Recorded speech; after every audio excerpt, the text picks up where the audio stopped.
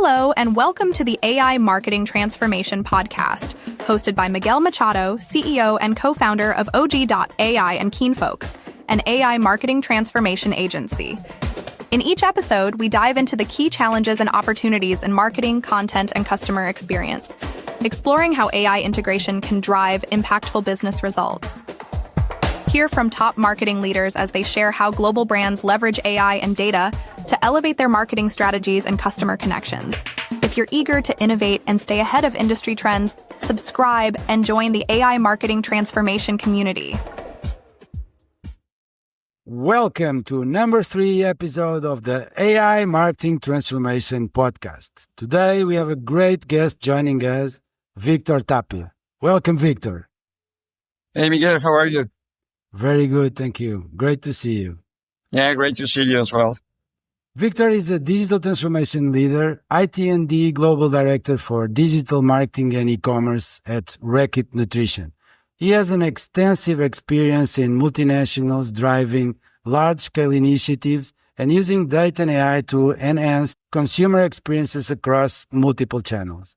Victor, you've had a great career leading digital transformation initiatives. How would you describe your career journey, and what personal principles have guided your approach to shaping large-scale projects? Thank you, Miguel. Thank you for the introduction, and I'm really happy. I'm working here in Reckitt Nutrition, Omnichannel Nutrition. We are talking about infant formula, which since the beginning has been a really interesting challenge for me, because the point is that there are kind of specific elements that we will talk about probably a little bit later during the conversation, that the nutrition business, at the beginning, even for me, it was kind of not strange, but it was hard to understand the uniqueness of the business, because nutrition is in the middle of pharma and then medical and then health. And then you have the consumers, but the consumers are not your shoppers. And actually, you need to really have a very close approach, and very you need to kind of build this proximity with all your ecosystem, because it's something that is very sensitive, right? We are talking about products that are very sensitive, and we need to really build this relationship to really make everybody know what is about, what is behind our products, what is behind our brand. And to be honest, we are not selling a product. We are selling this kind of partnership. We are selling this uniqueness, and we are trying to let everybody know that our product is unique because of our particular kind of ingredients and our formula and things like that. And in terms of my main principles, I may say that I can encapsulate them in 3 buckets.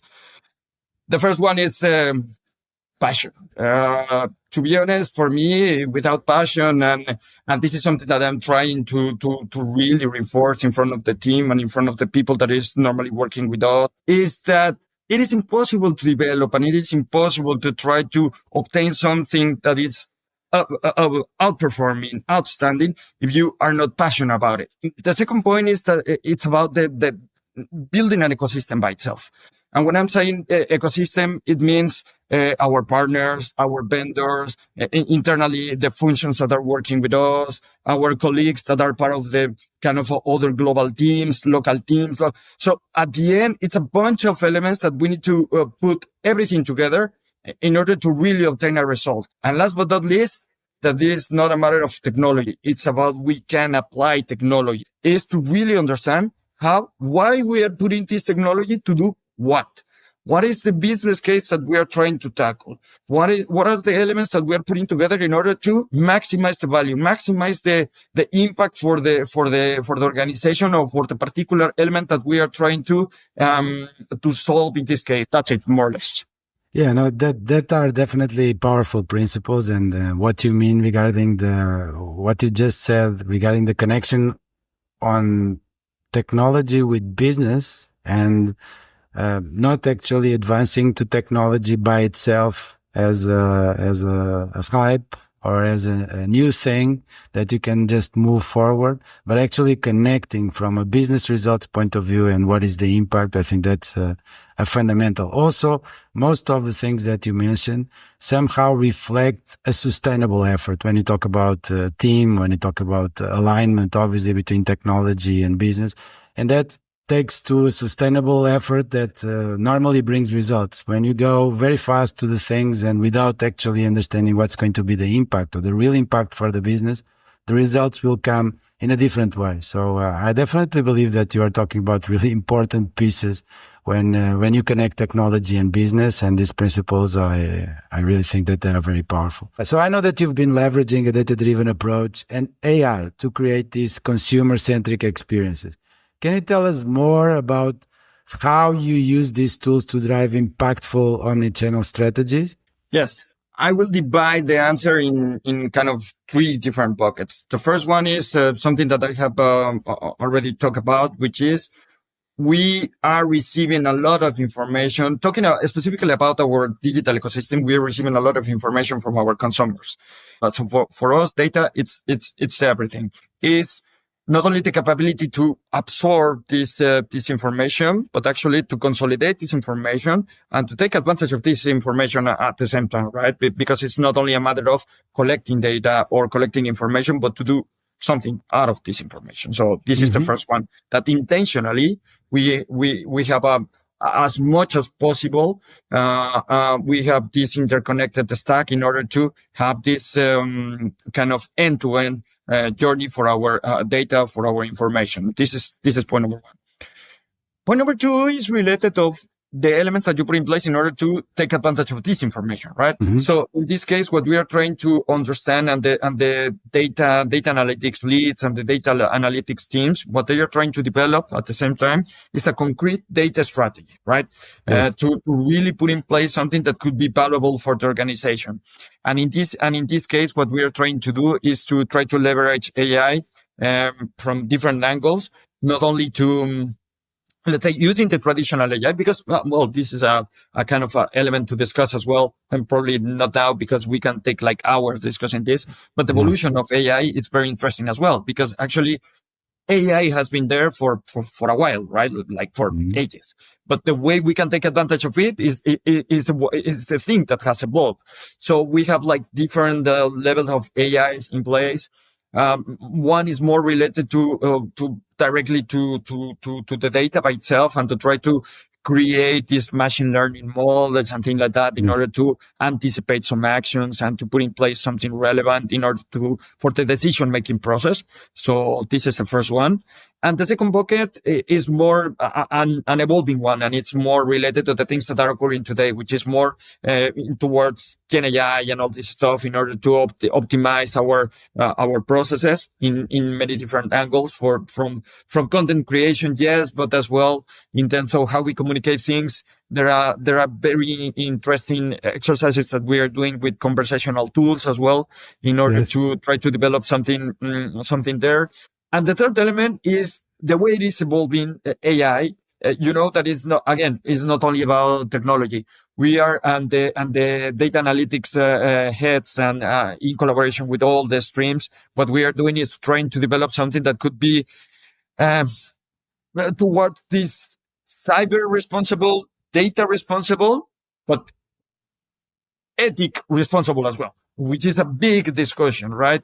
Because it's not only to manage data, but actually how to make it in a responsible way.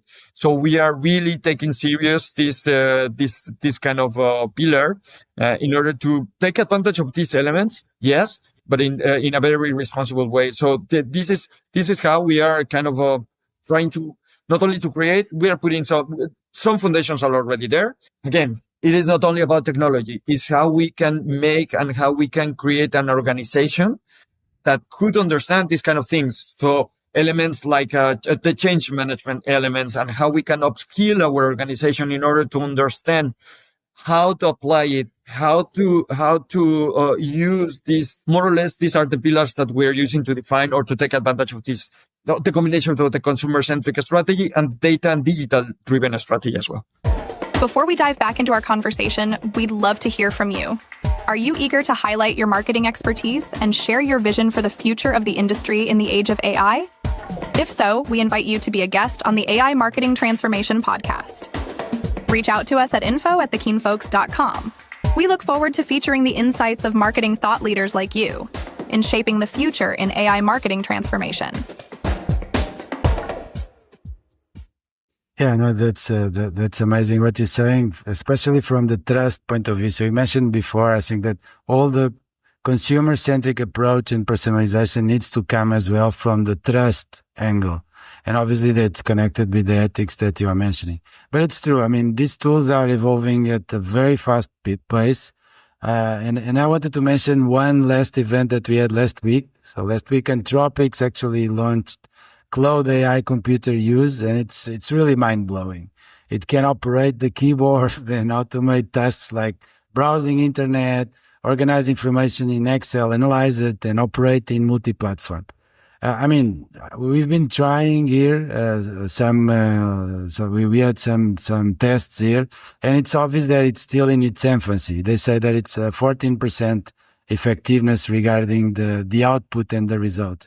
But it's opening a go-to-market new avenue to all large language models. We can actually imagine interacting with the consumer without using the hands to type, but just the audio, no? And that opens a new universe. So I know that you've seen it because we talked about that before. So what do you think about this development and its potential impacts in our day-to-day to the organizations, but also personally? I think that, as you mentioned, it's sometimes even difficult to understand for us that we're exposed to these kind of things, because every week you find out that there is something different, and the thing that you would say, wow, the one moment that you suffered like last week, this week could be different, right? Because something new is appearing and things like that. So again, 3 elements. And you know that let's say I'm very good in trying to put everything in 3 elements. So my 3 elements here is like, Yes. the first one is that we need to understand the difference within the organizations. We need to understand the pace that we would like to manage these kind of things, because we cannot we cannot change our tech stack every week, right?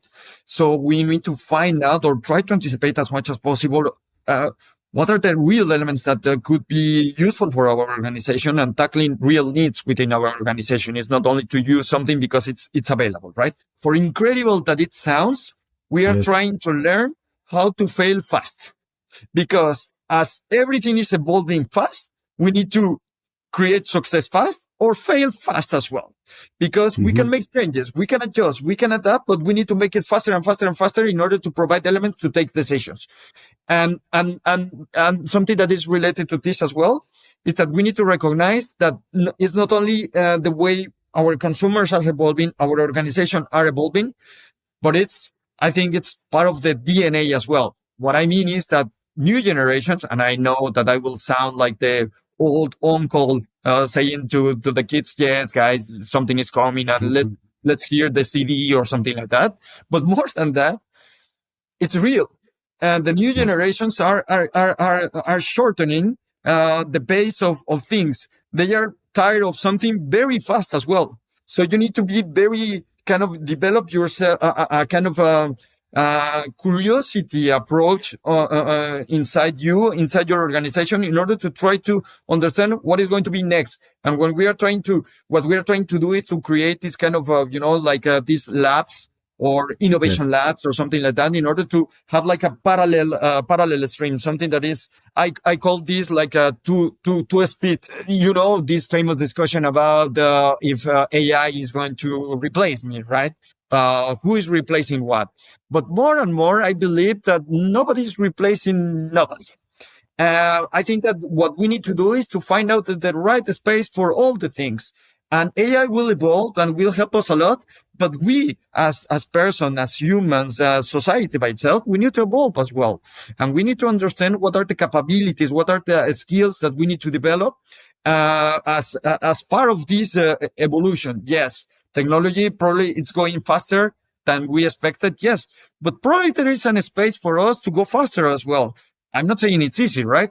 Because it's massive, right? As we were just mentioning, it's like every day you just read the news and you find out something different, and you need to continually be exposed to this skill up process. And it's not easy because it's time consuming, because you need to do a lot of things. But at the end, I think this is the real evolution. The way we can process all the things, the way how we can understand, let's say, which is a value that we are putting, that we are creating in the combination of the two elements.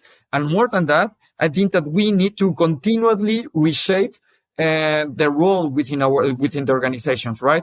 Because it's not like, I will put you an example. I think that, for example, from the data angle point of view, I was reading an article, very interesting one, that AI, GenAI particularly, was the kind of, it's creating the final stage for the typical dashboard.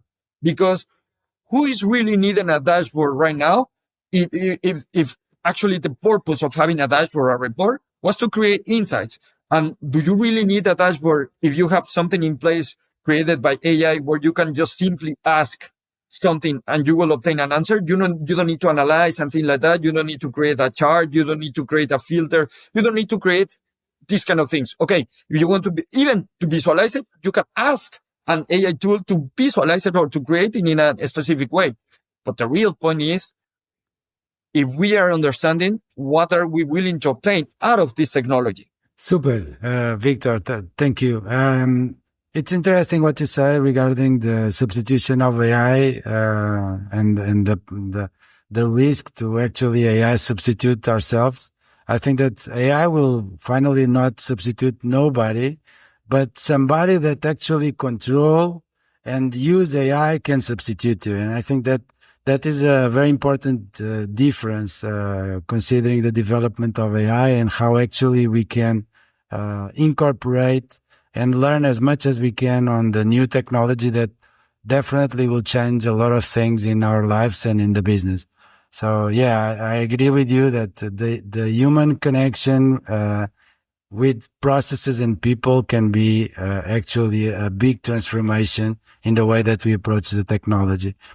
So thank you, Vic, for your insights. So I would like to wrap up today's episode and some of the key learnings that you brought to the table. We talked about the passion that the ecosystem of a team and partners that can be actually crucial to leading digital transformations. And then with the rise of tools like Anthropic's Cloud AI and ChatGPT Search, Victor highlighted the need to business to stay adaptive and meet changing consumer expectations. Thank you, Victor, again for taking the time to chat with us. And to all our listeners, please stay tuned for more insightful conversations like this one on our next episode of the AI Marketing Transformation Podcast. Thank you. Bye-bye. Thank you, Victor. Bye-bye.